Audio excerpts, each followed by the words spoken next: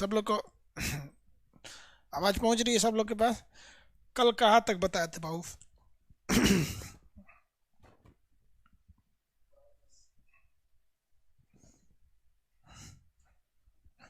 चलिए बाबू, कल कहाँ तक बताए थे याद है? बहुत से लोग कह रहे हैं कि सर हम ज्योग्राफी में एडमिशन नहीं ले पाए। अरे भाई साहब, आप ज्योग्राफी में एडमिशन नहीं ले पाए, क्लोज हो गया एडमिशन। चलिए अब जितने लोग एडमिशन नहीं लिए उन सब लोग को बोलते हैं हम एक दो दिन के लिए अलाउ कर देंगे। एडमिशन ओपन करेंगे सर्वर को बैलेंस करने के बाद, तब समझ में आएगा ले लेने का। आप लोग को 20 बार बोलते हैं, अभी तक ले लेना चाहिए, तब तक पता नहीं क्या सो रहे हैं लोग। स्टार्ट करें। आज हम आपको यूएसएसआर, रूस इत्यादि के बारे में बताते हैं। सोवियत संघ से कितने देश टूटे? 15। 5 सेंट्रल एशिया, 3 काकेसस, 3 बाल्टिक देश, 3 बिना नाम के और 1 रूस। यहाँ हम आपको अब आगे समझाते हैं। देखिए ये ये 3 जो टूटे हैं सब, ये बाल्टिक देश है, एस्टोनिया, लातविया, लिथुआनिया। ये बेलारूस, राजधानी इसका क्या है? Minsk, Belarus. ये है मोल्डोवा, मोल्डोवा। और ये वाला एरिया है यूक्रेन। अब हम बेसिक आपको बताने जा रहे हैं यूक्रेन के बारे में। देखिए देखिए ये जो यूक्रेन है ना, जब यूएसएसआर टूटा था तो सबसे ज़्यादा रूस को लॉस हुआ था तो यूक्रेन टूटने से। हालांकि और भी देशों को टूटने से लॉस हुआ था, लेकिन यूक्रेन बहुत ही ज़्यादा इंडस्ट्रियल एरिया था, तो यूक्रेन जब टूटा ना तो रूस को बहुत ज़्यादा लॉस हुआ था। लेकिन फिर भी रूस जो था, ये रूस ये कोशिश कर रहा था कि ये लोग रूस के फेवर में ही रहे। लोग ये क्या रहे? रूस के फेवर में ही रहे। लेकिन यूक्रेन धीरे धीरे यूरोप के फेवर में चला गया।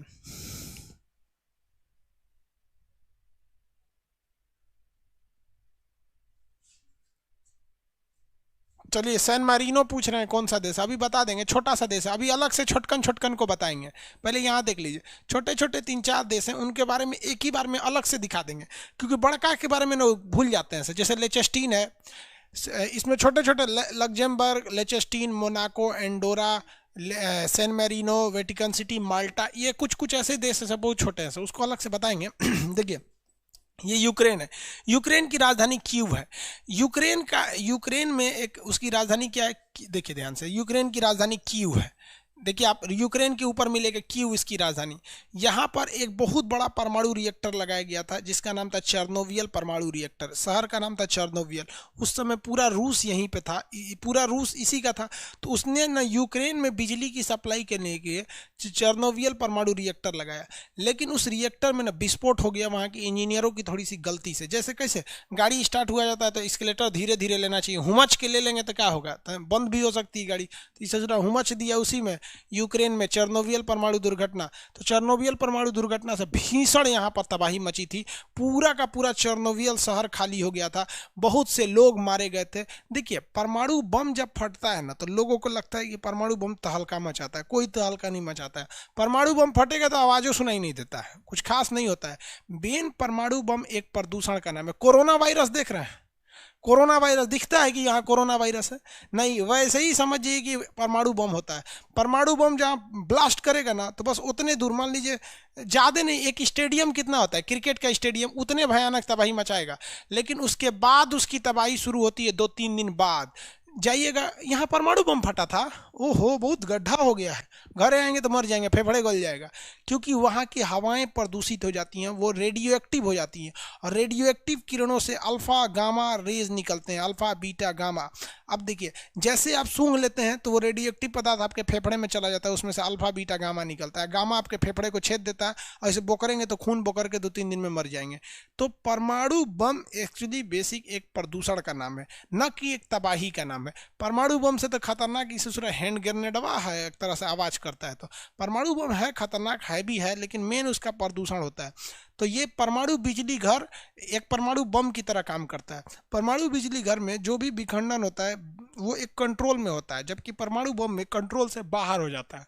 तो यहाँ कंट्रोल से बाहर हो गया, जिस वजह से ये परमाणु बम बन गया और पूरा तरह से पॉल्यूशन फैल गया है चारों ओर से। बहुत सारे लोग मरे थे। इस घटना को चेर्नोबियल परमाणु रिएक्टर कहते हैं। ऐसी ही घटना जापान में हुई थी 1911 में, सॉरी 2011 में, आज से 9 साल पहले। आप नाम बताइए उसका कमेंट करके। 1911 में जो दुर्घटना हुई थी उसका नाम बताइए। 1911 की घटना का नाम बताएंगे?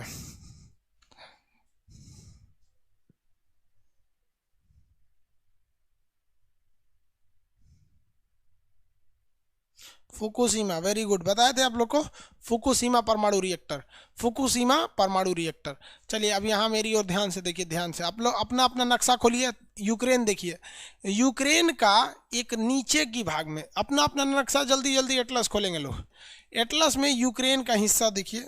यूक्रेन में एक नीचे से एक आइलैंड होगा जिसका नाम होगा आपका, देखिए यूक्रेन के नीचे एक छोटा सा राज्य होगा जिसका नाम होगा क्रीमिया। देखिए क्रीमिया होगा यहाँ पर, क्रीमिया। यूक्रेन के नीचे एक छोटा सा आइलैंड होगा क्रीमिया। जल्दी देखिए कितने लोग को मिला क्रीमिया?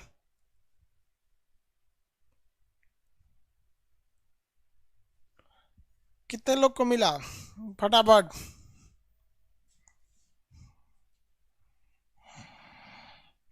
क्रीमिया देखिए, क्रीमिया। अरे भाई नीचे साइड में समुंदर के, क्रीमिया किस सागर में है? काला सागर और एजोब सागर के बीच में होगा क्रीमिया।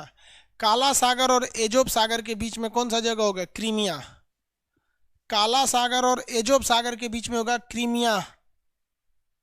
काला सागर और एजोब सागर के बीच में कौन सा जगह होगा? क्रीमिया होगा, क्रीमिया। काला सागर और एजोब सागर के बीच में क्रीमिया होगा। किसी को कोई दिक्कत नहीं है? काला सागर और किसके बीच में? एजोब सागर के बीच में क्रीमिया। क्रीमिया यूक्रेन का था, क्रीमिया यूक्रेन का था। एक्चुअली ये यूक्रेन का था ही नहीं।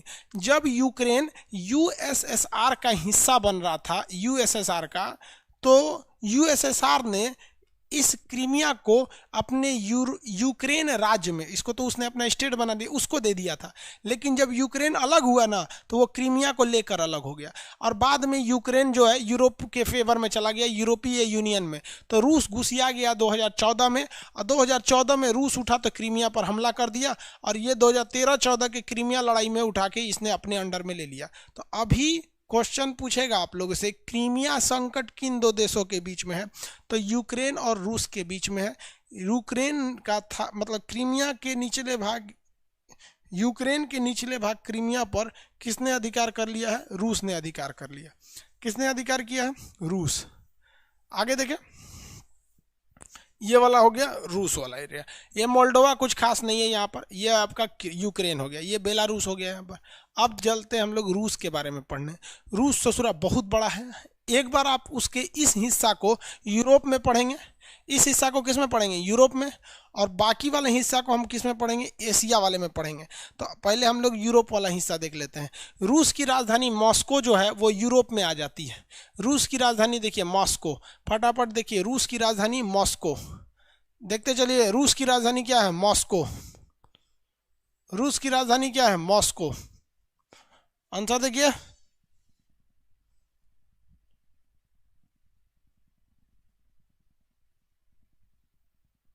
नहीं मिला। स्टेपी एक मरुस्थल है। यूक्रेन में एक मरुस्थल है जिसका नाम है स्टेपी। यूक्रेन में एक मरुस्थल है जिसका नाम है स्टेपी मरुस्थल। ये रूस की राजधानी क्या है? मॉस्को। रूस की राजधानी क्या है? मॉस्को। मिल गया। मॉस्को से ऊपर एक शहर मिलेगा आपको, सेंट पीटर्सबर्ग। इसका पुराना नाम कालिनग्राड था। रूस का सबसे बड़ा शहर है सेंट पीटर्सबर्ग। एस्टोनिया के एकदम करीब मिलेगा सेंट पीटर्सबर्ग। देखिए फटाफट, सेंट पीटर्सबर्ग मिल गया। Saint Petersburg, Saint Petersburg, Saint Petersburg. Screen की ब्राइटनेस कम कर दें। देखो बाबू, ब्राइटनेस एकदम कम है, अब ये ज्यादा हो गया।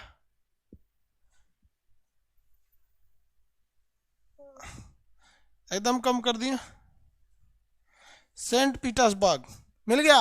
रूस का सबसे बड़ा शहर सेंट पीटर्सबर्ग। सेंट पीटर्सबर्ग का नाम क्या है? कालिनग्राड, लेनिनग्राड। सेंट पीटर्सबर्ग का नाम क्या है? लेनिनग्राड। कितने लोग को याद है अभी तक कि इसी का एक छोटा सा यहाँ पर कालिनग्राड था, लिथुआनिया के नीचे।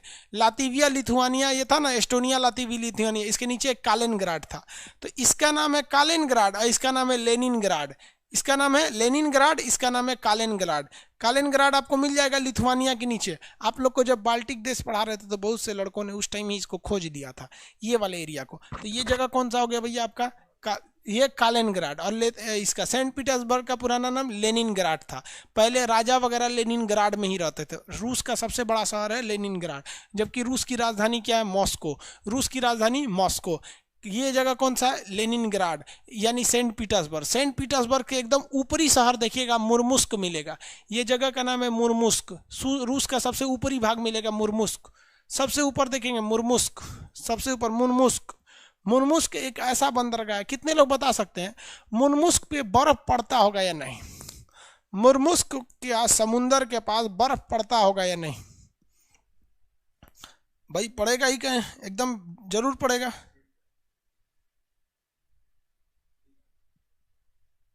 पड़ता होगा, जेन्युइन बात है। लेकिन यहाँ क्या पानी देखिए, पूरे जगह का पानी बर्फ बन जाता है, यहाँ का पानी बर्फ नहीं पड़ता है, क्योंकि एक समुद्री जलधारा आती है जो इसको गर्म कर देती है। अब ये यूपीएससी में क्वेश्चन पूछा था कि समुद्री जलधाराओं की उपयोग के बारे में बताइए। 25 नंबर का क्वेश्चन आता है यूपीएससी मेंस में। एगो क्वेश्चन लिख दिया, 25 नंबर फरिया गया। तो मेंसवा में तो और अच्छा खासा नंबर मिलता है। तो ये जो जगह है ये मुर्मुस्क है। ये रूस के ऊपरी भाग का एकलौता ऐसा बंदरगाह है जहाँ पे बर्फ नहीं जमता है। बाकी रूस के सारे बंदरगाहों पर बर्फ जम जाती है। इतना तो याद हो गया आप लोग को, मुर्मुस्क। अब ये देखिए, मुर्मुस्क के नीचे एक सागर होगा, सफेद सागर। देखिए ध्यान से देखिए, सफेद सागर। मुर्मुस्क के नीचे एक सागर होगा, सफेद सागर। सबसे मीठा पानी सफेद सागर क्या है? मीठा पानी का मतलब साफ पानी, सफेद सागर। देखिए श्वेत लिखा होगा, व्हाइट सी। इंग्लिश वाले क्या देखेंगे? व्हाइट सी। ये है जगह इस रूस का। यहाँ पर मिलेगा आपको सफेद सागर या व्हाइट सी। सफेद सागर या व्हाइट सी। सफेद सागर या व्हाइट सी मिल गया। फटाफट आंसर देखेंगे लोग, फटाफट। मिला कि नहीं मिला? सफेद सागर।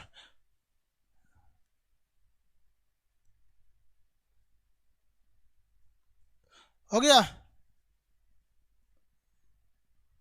आगे बढ़े, किसी को कोई दिक्कत नहीं? तो ये वाला जगह कौन सा हो गया? मुर्मुस्क हो गया। आगे बढ़ जाते हैं। मुर्मुस्क ये सफेद सागर हो गया। कौन सा सागर? सफेद सागर। राजधानी क्या है इसका? मॉस्को। राजधानी मॉस्को। देखिए रूस में ना यहाँ पर एक बहुत बड़ा पर्वत है जिसका नाम है आपका यूराल पर्वत। रूस का यह पर्वत का नाम क्या है? यूराल पर्वत। रूस में एक बहुत बड़ा पर्वत है यूराल पर्वत। यूराल पर्वत की इधर का एरिया जो है ये कहलाता है यूरोप। क्या कहलाता है? यूरोप। आप लोग फिजिकल नक्शा में देखिए, यूराल पर्वत मिलेगा। फिजिकल पता है ना, फिजिकल किसे कहते हैं? जिधर पे पहाड़ पर्वत दिखाया गया रहता है। देखिए यही नक्शा आप लोग के पास होगा। इसमें कहाँ है? पेज नंबर बता देते हैं। पेज नंबर 63 में है यूरोप। देखिए ध्यान से, पेज नंबर 63 में यूरोप है। यहाँ पर आपको एक लाल रंग का डॉटेड डॉटेड लाइन दिख रहे होंगे। यहाँ देखिए लाल रंग का डॉट डॉट डॉट डॉट करके दिखा रहा है। एकदम जहाँ पेज खत्म है उसी के पास मिलेगा। जहाँ देखिए, यहाँ मेरी ओर देखिए, जहाँ पेज खत्म हो रहा है इसी के पास ये रेड कलर का डॉट डॉट मिलेगा, जो एशिया और यूरोप को अलग कर रहा है।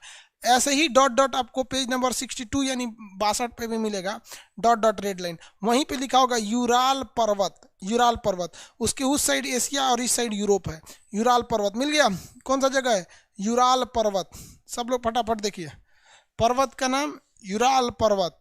यूराल पर्वत, फटाफट। यूराल पर्वत हो गया। अरे जो भी पेज पे है बाबू, पेटीएम को भी अलाउ कर दीजिए। अरे भाई पेमेंट गेटवे जो रहेगा वही अलाउ होगा। आगे देखें, मिल गया। यूराल पर्वत कौन सा ऐसा पर्वत है जो एशिया और यूरोप को अलग करता है? यूराल पर्वत। यूराल पर्वत के पास एक नदी जाएगी, उस नदी का नाम है यूराल नदी। जिसको यूराल पर्वत मिल जाएगा वहीं पे आपको यूराल नदी मिल जाएगी। यूराल पर्वत के बगल से एक नदी बहती है जिसका नाम है यूराल नदी। यूराल पर्वत के पास एक नदी बहती है जिसका नाम है यूराल नदी। छोटी सी नदी है, वहां पर यूराल नदी। मिल गया? लिखा ही नहीं, एकदम नीचे लिखा है यूराल नदी। देखिए कहाँ पे लिखेगा। ये जो डॉट लाइन है ना, देखिए ये डॉटेड लाइन को पकड़ते हुए एकदम नीचे आ जाइएगा। तो नीचे आएंगे तो लिखेगा यूराल नदी, जबकि ये नदी ऊपर से बहते आ रही है। तो हर जगह नहीं ना लिखेगा, किसी एक जगह लिखता है यूराल नदी। तो ये नदी जो है इसका नाम क्या है? आपका यूराल नदी। नदी का नाम क्या है? यूराल नदी। मिल गया? नदी का नाम यूराल नदी। यूराल नदी। नदी है यूराल नदी। अब देखिए इस यूराल पर्वत के ऊपर एक ठो समुंदर में द्वीप होगा, आइलैंड होगा। इस आइलैंड का नाम है नेवाया जेमेल्वा, नेवाया जेमेलिया, नेवाया जेमेलिया।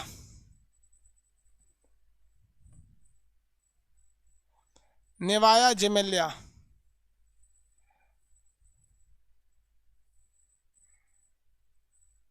नेवाया जमेलिया मिल गया। रूस इतना होशियार है कि अपने देश का जितना कचरा होता है, जितना न्यूक्लियर कचरा होता है, या जितने हानिकारक कचड़े होते हैं, या दवाइयों वाला जो कचड़े होते हैं जो प्रदूषण फैलाते हैं, इन सारे कचड़ों को ले जाके नेवाया जेमेलिया द्वीप पर दफना देता है। मिट्टी खोद के क्या करता है, दफना देता है। नेवाया जेमेलिया पे मिट्टी खोदता है और नेवाया जेमेलिया पे ले जाके क्या कर देता है, दफना देता है।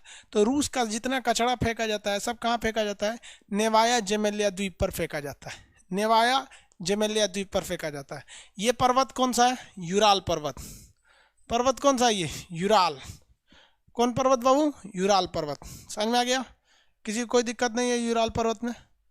ये यूराल पर्वत एशिया यूरोप को अलग करता है। अब हम इस रूस का वह भाग देखते हैं जो एशिया में आता है। रूस का वह भाग जो एशिया में आता है।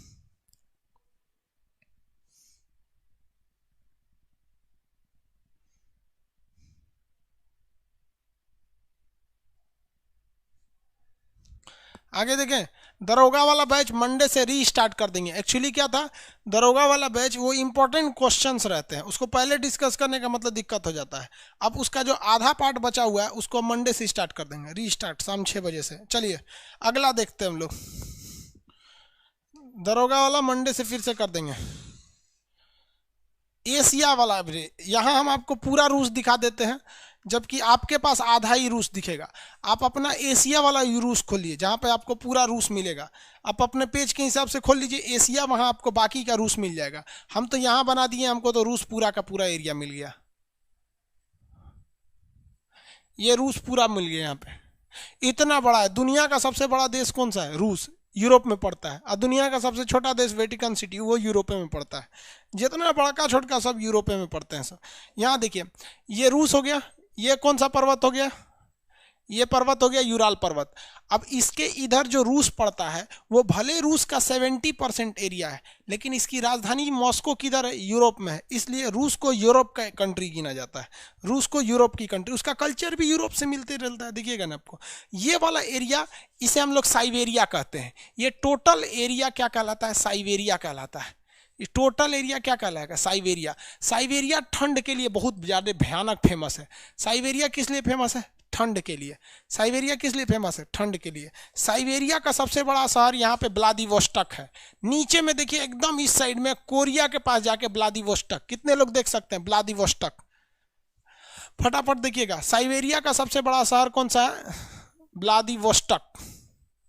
देखिए फटाफट, जल्दी जल्दी देखिए, व्लादिवोस्टॉक सबको मिल गया।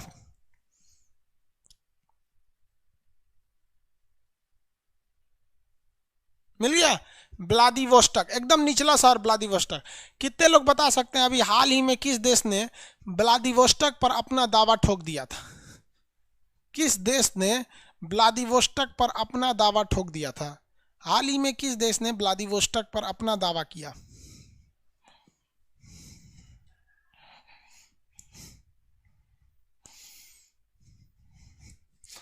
हाँ चाइना, चाइना ने बोला था, वही चोट्टा को सब चीजें होकर अपन लगता है, चाइना है।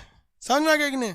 हम रहते तो कहते जिनपिंग की मेहरारू मेरी है ओके पत्नी पे दावा ठोक देते, क्या सोच रहा हमारी है लेके तू भागा है पागल है पूरा, उसका है। आगे बढ़े,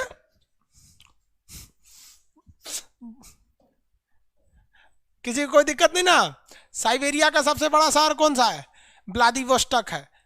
साइबेरिया का सबसे बड़ा शहर व्लादिवोस्टॉक। कितने लोग बताएंगे साइबेरिया में ठंड पड़ता होगा या गर्मी, साइबेरिया में ठंडी या गर्मी, फटाफट आंसर दीजिए। साइबेरिया में ठंड पड़ेगा या गर्मी पड़ेगा,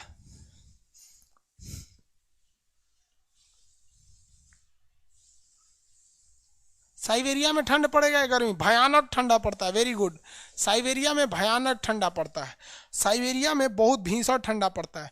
कितने लोग ये दिखा सकते हैं कि ये मॉस्को के ऊपर ये वाला शहर कौन सा होगा, ये सेंट पीटर्सबर्ग होगा।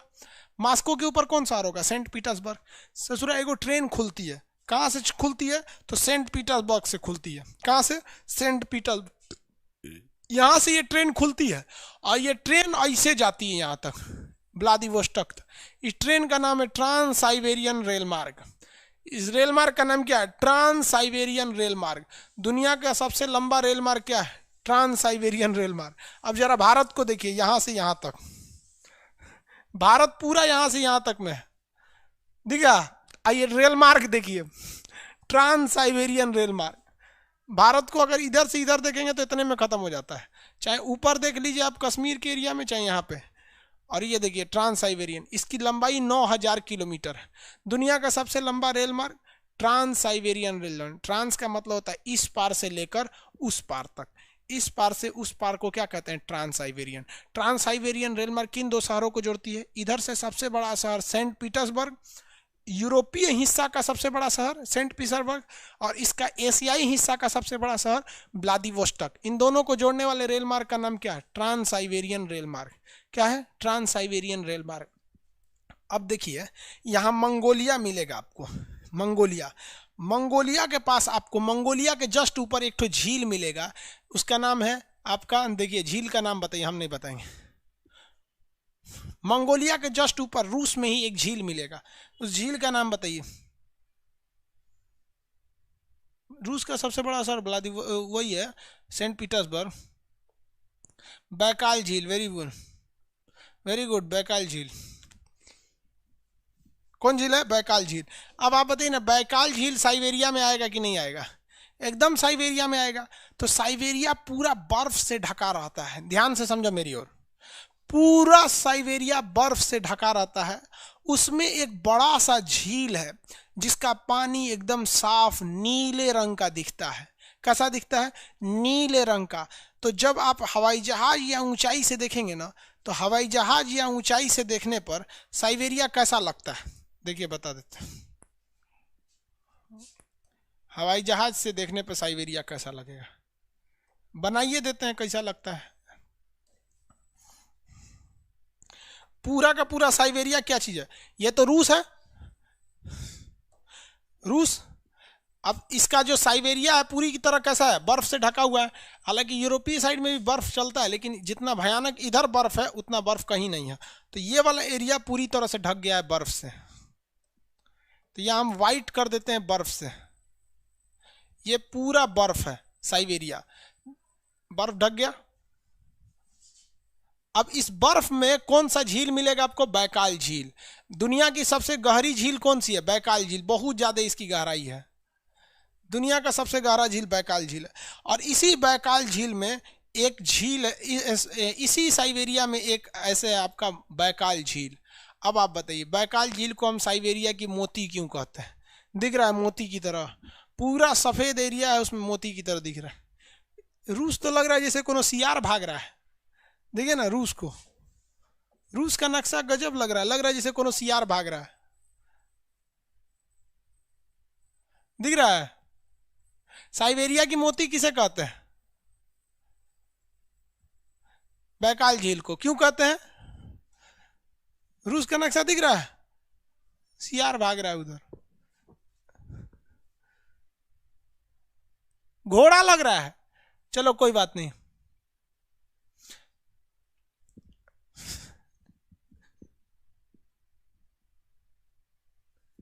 आगे बढ़ जा, किसी को कोई दिक्कत नहीं।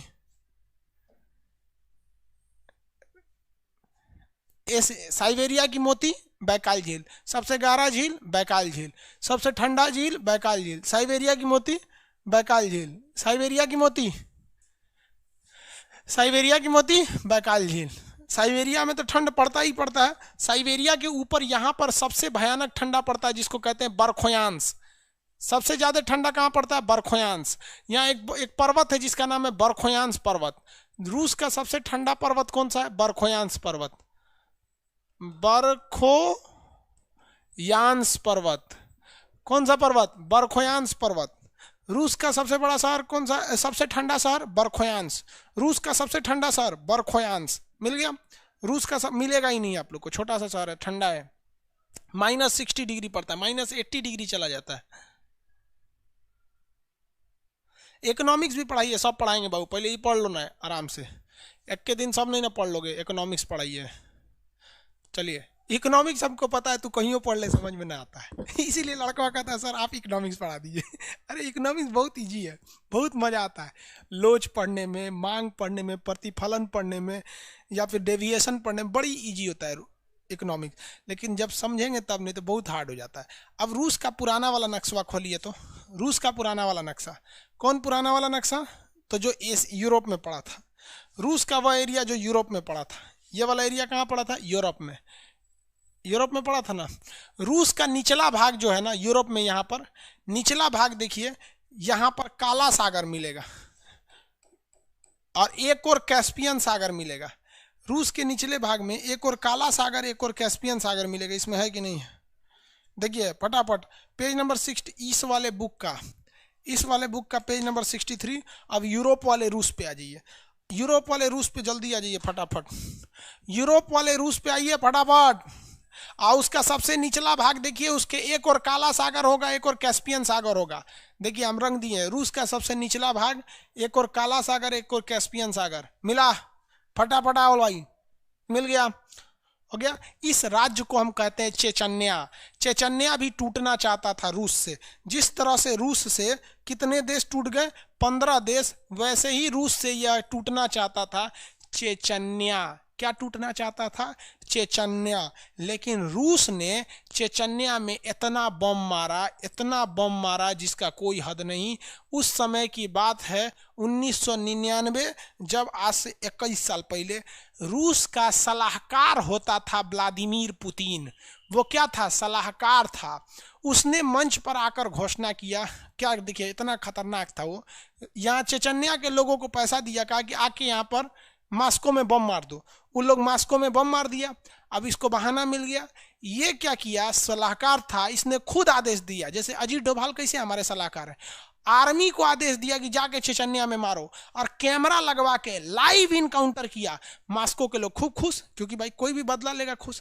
अब इसकी लोकप्रियता बढ़ गई, प्रधानमंत्री बन गया, 10 साल प्रधानमंत्री बना, फिर 10 साल राष्ट्रपति बना। अभी संविधान में संशोधन कर दिया कि 1935 तक हम 2035 तक हम ही रहेंगे। सोचो 2000 से लेकर 2035 साल रहेगा। मुगल बादशाह अकबर। किसी को कोई दिक्कत नहीं है? ये राज्य कौन सा है? चेचन्या। तो चेचन्या को ना रूस क्या कहता है कि आतंकवादी संगठन है सब। अब ये चेचन्या के लोगों को बड़ी मार मारता है, तो चेचन्या के लोग इधर उधर भाग गए हैं। इसी चेचन्या का था एक ठो ससुरा जो फ्रांस में जाके सर काट दिया। फ्रांस में जिस टीचर का सर काटा गया वो कहाँ का था? चेचन्या का था। सोचा फ्रांस में शरण लिया था, उसको सर काट लिया। सर काटते समय इसको ये समझ में नहीं आया कि सर काट तो रहे हैं, तुम अपने लिए काट लिया। तुमको लगता है कि तुम जन्नत में चल जाओगे, लेकिन तुमने ये नहीं सोचा कि फ्रांस के लोग किसी दूसरे पर भरोसा नहीं करेंगे। किसी दूसरे मजबूर को, जिनको देश में लाता जाए, मारा जाए, कचरा जाए, उसको अपने यहाँ रहने नहीं देंगे। ऐसे ही ट्यूनीशिया से एगो भाग के आया था फ्रांस में, वो भी जाके बम फोड़ दिया। क्या वो लोग रहने देंगे ऐसे लोगों को? कल को वो भी एनआरसी लाएगा तो गरियाएंगे, साला एनआरसी ले दिया हरामी कहीं का। अरे तुमने क्या किया ये समझ में नहीं आया। बाबा का ढाबा जो दिल्ली में है, वो हरामी बुढ़ा कहता है कि हमको मदद की क्या जरूरत थी। खुद गौरव वासन आए थे मेरे पास, हम तो आराम से थे, मेरा पैसा लूट लिया। अरे हरामी बुढ़े, तुमने कमाया था? तुम कमाया था नहीं ना। लेकिन वो बुढ़ा ऐसा नफरत बो रहा है, ऐसा नफरत बो रहा है कि हर इंसान गरीब से अब नफरत करने लगेगा। हर ढाबा वाले से इंसान को अब नफरत हो जाएगी, उसे कोई मदद नहीं करेगा। क्यों? क्योंकि एक बुढ़ा के वजह से वही कांड ये कर रहा है। यहाँ पर ये चेचन्या से इसको भगाया गया, यहाँ जाके बम फोड़ दिया, यहाँ मुसलमानों में नफरत हो गया। ट्यूनीशिया से गया, मुसलमानों में नफरत हो गया। पूरी दुनिया के मुसलमान विरोध कर दिए। क्या फ्रांस के लोग विरोध किए? नहीं, ये सारा किया दिया तुर्की का है। तैयबुल अर्दोगान अपने आप को समझते हैं कि हम पैगंबर हैं। अरे ससुरा तूने लात खाएगा शांत हो जाएगा। यहाँ पे पॉलिटिकल लड़ाई को धार्मिक लड़ाई बनाना चाह रहा है और पूरी दुनिया में गाली सुनवाएगा लोगों को। हद है। तो ये चेचन्या समझ में आ गया। रूस का निचला भाग क्या कहलाता है? चेचन्या। रूस का निचला भाग क्या कहलाता है? चेचन्या।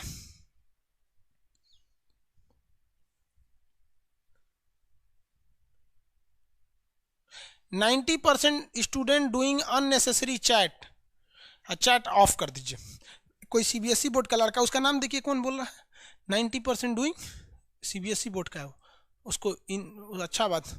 रोहित कुमार, बहुत अच्छा बात है। 90% student doing unnecessary chat, that's why I am going to close the all chat, so close all chat. Yes, शांतिमय वातावरण हो गया, शांत एकदम, कोई चैटिंग तैटिंग नहीं, चैट पे चैट मारता है, चैट मारे, सब बाबा का ढाबा वाला है। चलो देखे यार, चैतन्य समझ में आ गया आपको। तो रूस का ओवरऑल आपको एरिया हम बता दिए। रूस का निचला भाग चेचन्या था। अगर रूस टूट गया, दो जगहों को रूस टूटने से बचा लिया था। एक जगह था आपका चेचन्या, इसे उसने टूटने नहीं दिया, और दूसरा जगह था ये कालिनग्राड, इसको कालिनग्राड को भी टूटने नहीं दिया। ये दो जगह को टूटने नहीं दिया, वरना अगर टूट जाता तो यूएसएसआर 17 देश में टूटता, लेकिन कितने देश में टूटा? 15 देश में। कालिनग्राड को बचा लिया और चेचन्या को बचा लिया। वहां पर आगे बढ़े, किसी को कोई दिक्कत नहीं। रूस को दोबारा बताते हैं, रूस एक में ही बताते हैं। रोहित कुमार जी सीबीएसई बोर्ड के हैं, बोलते हैं 90% doing boys are doing unnecessary chat. CBSE वाला बड़ी तेज अंग्रेजी बोलता है। हम लोग भी शुरू में सीबीएसई बोर्ड में थे, हम अकेले काले थे इसलिए हमको भगा दिया। चलिए, ये है आपका कौन सा? रूस। घोड़ी है, सियार भाग रहा है यहाँ। रूस के बीचों बीच में एक पर्वत है, इस पर्वत का नाम यूराल पर्वत। और रूस में यहाँ एक पर्वत है बरखोयांस, सबसे ठंडा पर्वत बरखोयांस यहाँ पर है। और ये एशिया यूरोप को अलग कर देता है। यहाँ नेवाया जेमेलिया कचड़ा फेंकाता है। ये शहर, इसका मास्को राजधानी है, सबसे बड़ा शहर, इसका नाम क्या है आपका? लेनिनग्राड, यानी सेंट पीटर्सबर्ग। सेंट पीटर्सबर्ग से एक ट्रेन खुलती है, जाती है व्लादिवोस्टोक तक, ट्रांस साइबेरियन। ट्रांस मतलब इस पार से उस पार, साइबेरियन मतलब साइबेरिया के इस पार से उस पार। साइबेरिया की मोती बैकाल झील, साइबेरिया की मोती बैकाल झील। रूस का निचला शहर चेचन्या। रूस में बहुत ही ज़्यादा मात्रा में हीरे का भंडार है, डायमंड। हीरा समझते हैं, डायमंड। डायमंड की एक खराबी क्या होती है? सबसे बड़ी खराबी डायमंड में कि डायमंड को आप तोड़ के नहीं बना सकते। जैसे सोना टूट गया कोई दिक्कत नहीं, गला के बना सकते हैं, डायमंड नहीं बना सकते, फिर उसका छोटा छोटा टुकड़ा करना पड़ता है डायमंड। समझ में आ रहा है कि नहीं आ रहा? तो डायमंड की अंगूठी वगैरह बनता है, ये सब सोना वोना आभूषण के काम में महिलाएं पहनती हैं, उसको। समझ में आ गया कि नहीं आ गया? किसी को कोई दिक्कत? डायमंड है। पेट्रोलियम बहुत ज़्यादा है, गैस बहुत ज़्यादा है। भारत सरकार को भी चाहिए रूस से ही पेट्रोलियम ला दे। रूस से पेट्रोलियम लाने में कोई दिक्कत नहीं है। तापी गैस पाइपलाइन तुर्कमेनिस्तान से है ना, देखिए तापी गैस पाइपलाइन तुर्कमेनिस्तान से है। इसी पाइपलाइन को यहाँ से उठा के रूस चेचन्या में मिला दीजिए, तनी सा तो हिलना है इसका, हो गया, रूस से मिल जाएगा। तो हम लोग को रूस से गैस पाइपलाइन भी आ सकता है। आगे बढ़े, किसी को कोई दिक्कत नहीं रूस में। और यूरोप के अब छोटका छोटका देश को देखते हैं लोग। छोटका छोटका देश रूस का, उन छोटकों को अलग से बता देते हैं।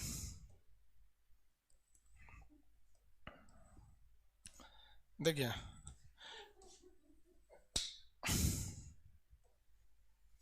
इसमें छोटका छोटका कौन देश है? एक बेनेक्स देश में एक लग्जमबर्ग है। बेनेक्स देश में कौन सा? एक लग्जमबर्ग है। वाइट से दिखाते हैं, भभकेगा अच्छा से। ये कौन सा हो गया? लग्जमबर्ग। एक यहाँ पर मोनाको, यहाँ पर आप सॉरी ये अंडोरा, यहाँ पर मोनाको, सेंट मारिनो, यहाँ पर वेटिकन सिटी, नीचे में माल्टा। ये तीन को बड़ी फेमस है सब। देखिए, ये नीचे वाला माल्टा, ये वेटिकन सिटी, सेंट मारिनो, और ये वाला आपका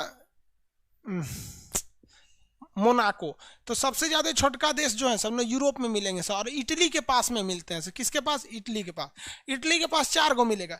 इटली के एक कोना, इटली के इस कोना कौन सा मिलेगा भैया आपको? मोनाको। और इसको यहाँ पर सेंट मैरिनो, निचवा में वेटिकन सिटी, एकदम नीचे माल्टा। यह देखिए, ये कौन सा हो गया? Monaco Saint Marino, Monaco Saint Marino, नीचे में वेटिकन सिटी, और नीचे में आपका कौन सा मिल जाएगा? माल्टा। स्पेन फ्रांस के सीमा पे कौन सा मिलेगा? स्पेन फ्रांस के सीमा पर एंडोरा। बेनेक्स देश में लग्जमबर्ग। ये आपको कितने 6 को देश मिलेंगे सब, बड़ी छोटे छोटे हैं सभी 6। ये 6 देश बहुत छोटे छोटे मिलेंगे सब। समझ में आ रहा है आप लोग को?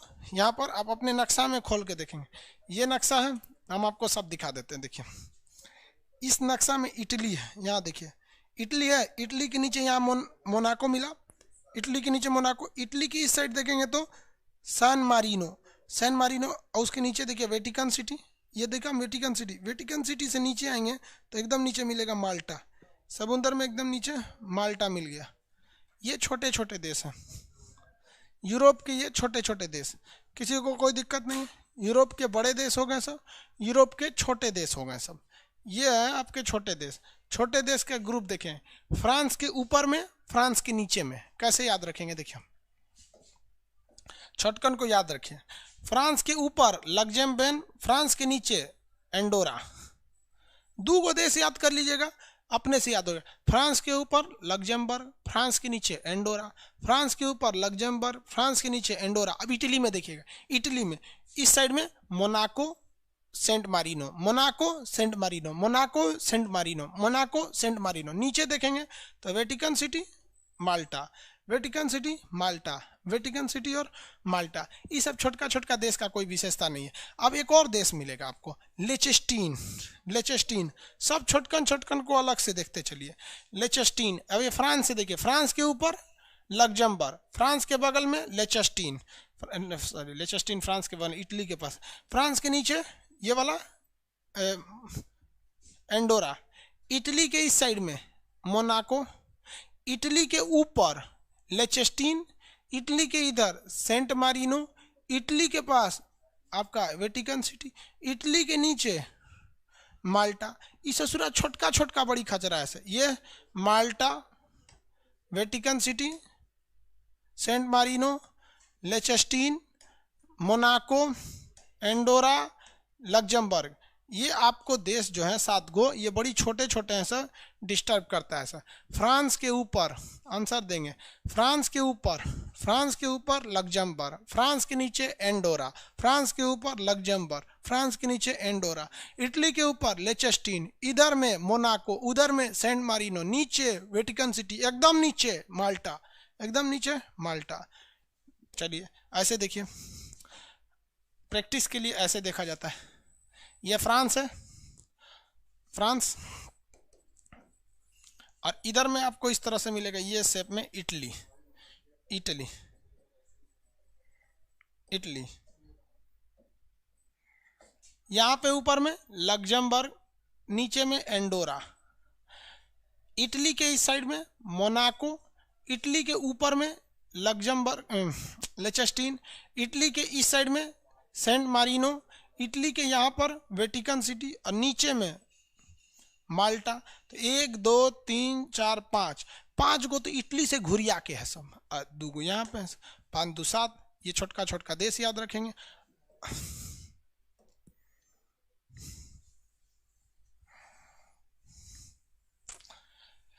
यूरोप में कितने देश हैं? स्टार्ट कीजिए, सबकी गिनती स्टार्ट कीजिए जाए, स्टार्ट किया जाए सबका। आपको गिन के लाना है। यूरोप के सारे देशों को एक साइड में लिखना है आपको। एक कॉपी ले लीजिएगा, इसे पतली सी मान लीजिए, ऐसे तो ये तो कॉपी नहीं है, यहाँ तो कोई कॉपी नहीं है, दिखाएं कैसे। कोई कॉपी लीजिएगा, उसमें एशिया के सारे देशों को लिखिएगा ग्रुप बाई ग्रुप। आसियान हो गया, सार्क हो गया, मिडिल ईस्ट हो गया, सेंट्रल एशिया हो गया, काकेशस हो गया, सबका नाम। फिर उसी तरह यूरोप के सारे देशों का नाम, और उनके सामने उनकी उनकी राजधानी। बाबू यूरो नक्शा का सिलेबस बहुत बड़ा होता है। अब इतना बड़ा होता है, इसको बार बार आपको रिवाइज कराते रहेंगे कि भैया राजधानी आप याद करके आइए, तो बहुत लंबा हो जाएगा।